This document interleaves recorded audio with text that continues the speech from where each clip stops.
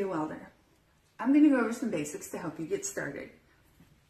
First, choose a nice welding hood. Next, create an Instagram account, get a GoPro and take lots of selfies. I'm just joking. But kidding aside, Instagram is a good tool and we'll get back to that in a minute. Choosing a hood and lens that work for you is very important. In order to learn the basics of welding, you need to be able to see what you're doing. If your hood fits poorly or the lens is the incorrect shade, your puddle will appear too bright or too dark. The most fundamental principle of welding is puddle manipulation.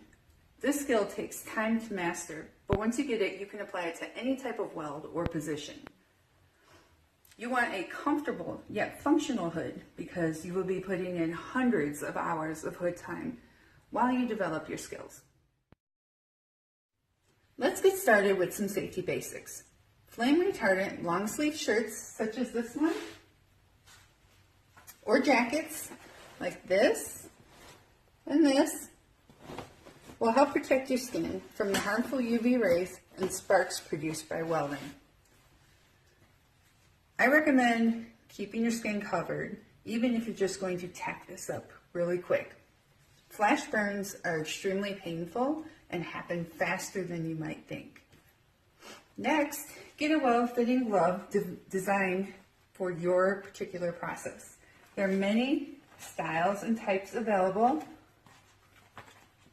and we all have our own favorites.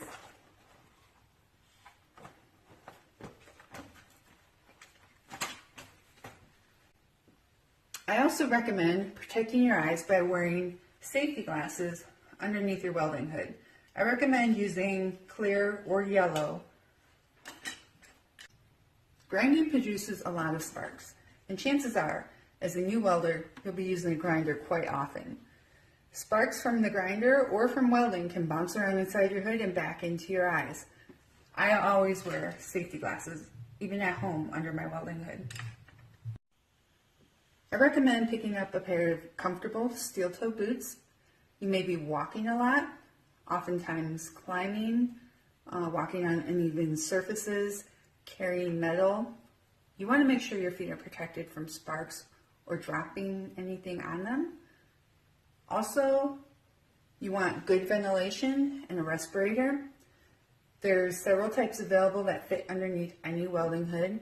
I strongly recommend wearing them. After 10 years of welding and almost 20 years in the steel mill, I have respiratory issues and sinus problems.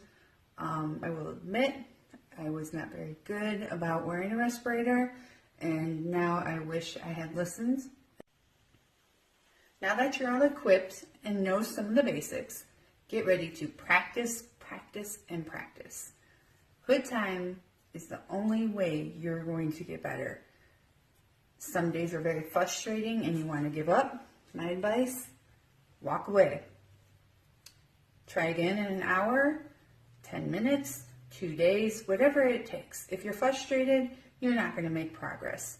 So walk away from your project for a little while, get involved in something else and come back to it. Also, talk to as many people as you can, or old-time welders. Everybody has their own style, technique. No two people weld exactly the same, and you might learn something from someone else to help benefit and develop your own style. Most importantly, have fun and be safe.